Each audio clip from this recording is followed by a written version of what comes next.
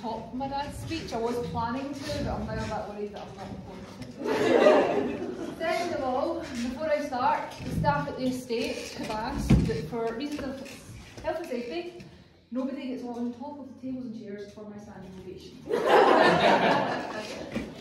While we talked about making a speech at Katie and Lauren's wedding, now I'm absolutely terrified of my decision on asking for this. Never thought for 1 second that they'd actually allow me to do it. But hey, we're here. I have, however, been given some warnings, guidelines as to how this should go down. Number 1, I'm not allowed to swear.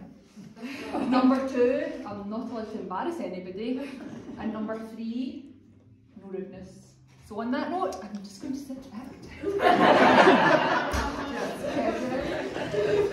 To the mothers of the brides, ladies, you look absolutely stunning today. To the father and brother of the brides, you both look lovely in your pretty little skirts. Dad managed to get 1 out of 3 down the aisle. Well done, pal. Obviously, as bridesmaids, look phenomenal. Altogether, I'd say we're a solid 8.5 out of 10, guys. Well done. Katie, are you ready for this? So first of all, I'm dyslexic, so I will be using quite a lot and probably mixing up all that, but hey. Okay. My little butt. You look absolutely stunning. Obviously not as stunning as me, but hey, you're on par today. I'm extremely proud and so happy for you. I'm rather protective over my little sister. Knowing Lauren is now legally bound to her, to love and protect her is a massive relief. What a weight off my shoulders. When Katie met Lauren, I feel like we got to see the real Katie. She was finally happy in herself. Growing up, Katie was like a shadow, a rather annoying, close-feeling child. However, having a big sister was great. She was my number 2. Sarah was always the mastermind behind most mischief, which we found out earlier on. She would tell me of a plan. I would ponder the pros and cons of carrying out said plan. If the cons outweighed the pros, I would then relay the plan onto Katie and convince her that she was the man for the job. It was pretty flawless. She never questioned it, and she always stepped up to the challenge. As we got older, she stepped up even more to her role as my number 2. How organised am I, by the way? For example, sneaking me into the house drunk, stripping me and putting me into bed to make sure Mum and Dad didn't want me out, lying in bed with me while I cried from a broken heart, and most importantly, bailing me out when I often decide to live a champagne lifestyle on a limited budget. A lot of people have mistaken us for twins or say we look very alike. Katie did adapt some of my styles over the years, and they say you change your ways and looks to be like the people you look up to, which of course I'm flattered. What Katie doesn't realise is that I actually look up to her a lot. I will not adapt her fashion sense, however. Katie has been through one hell of a journey. She's come out of it a loving, nurturing, selfless lady who I couldn't be more proud of to say is my little sister.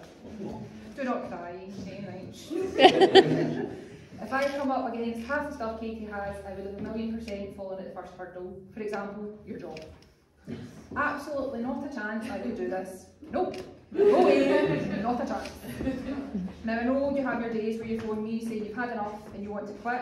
Deep down we both know you never would. You're a phenomenal nurse. I know this from my times where you've taken care of me. I couldn't imagine a better job for you. I owe Lauren a thanks to how Katie has turned out. I've lost my part. Giving Katie drop, wiping her away her tears when I can't, or when I cause them. But you're the best wee sister I could ever ask for, and I suppose you raiding my wardrobe when we were younger was worth it. Lauren, my now official sister. You also look beautiful. I'm delighted to call you my sister and to officially welcome you into our weird but wonderful family. George! Quick toast to you. Our new brother. I've always wanted one, and I know my dad always wanted a son. I highly doubt you wanted 3 sisters, but hey, beggars can't be choosers. Yes, just let my dad call you Peter. He gets stuck with Sarah, Rebecca and Katie, and all he ever wanted was a son called Peter. So George, have you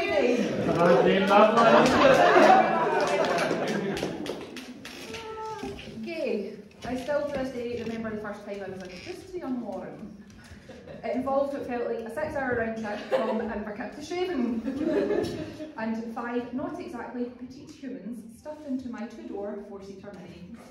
I was less than impressed that I had to make the journey so late at night, and after only just meeting Katie's new girlfriend.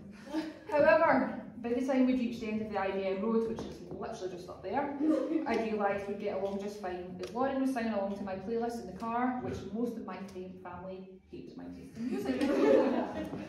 As the official third wheel to your relationship, I have been lucky enough to have had some pretty amazing memories with you both. Also some not so great, but I digress. Most memories have been on some of our great family holidays.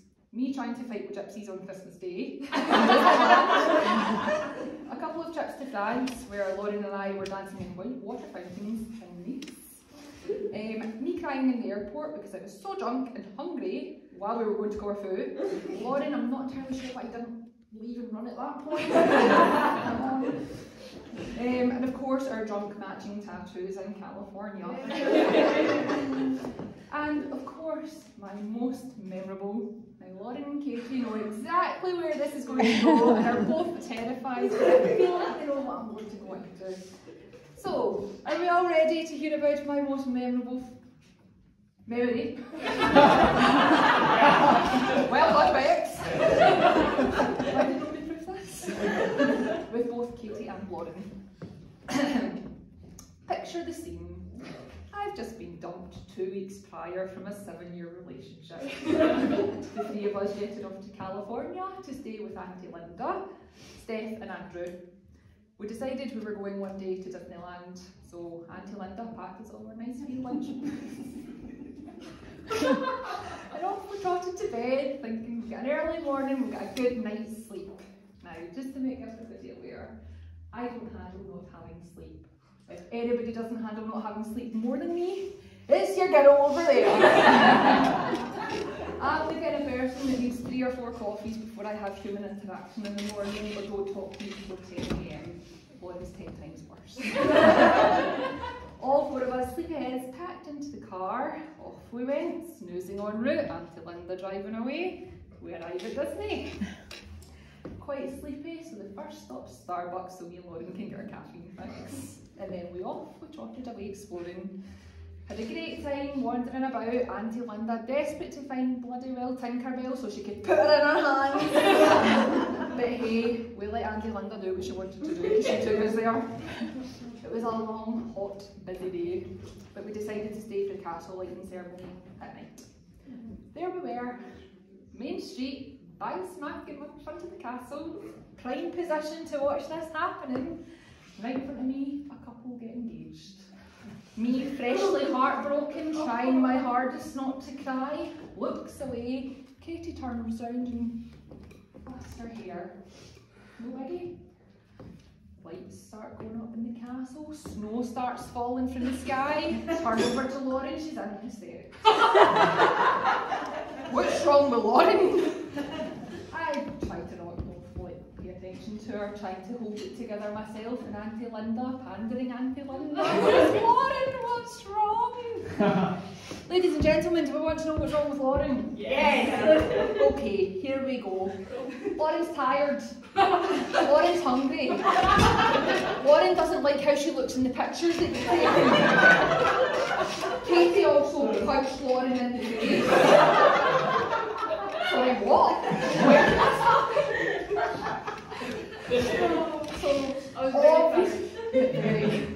Obviously, naturally, I start laughing at Lauren. Also start crying because it was too funny not to be. Closely followed by Katie, who was trying her hardest to console poor Lauren. Apologising profusely for punching her in the face with that gentle elbow grace.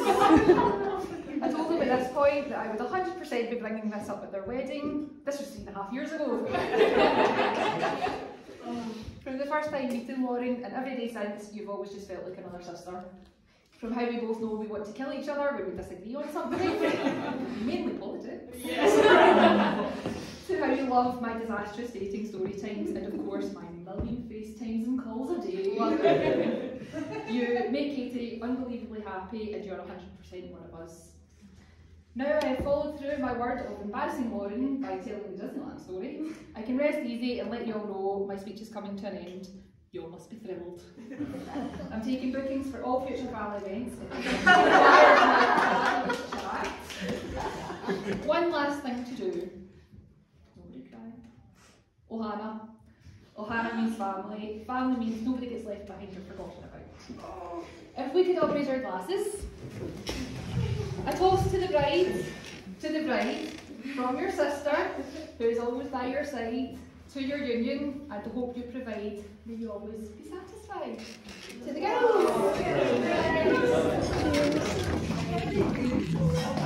I clap everybody!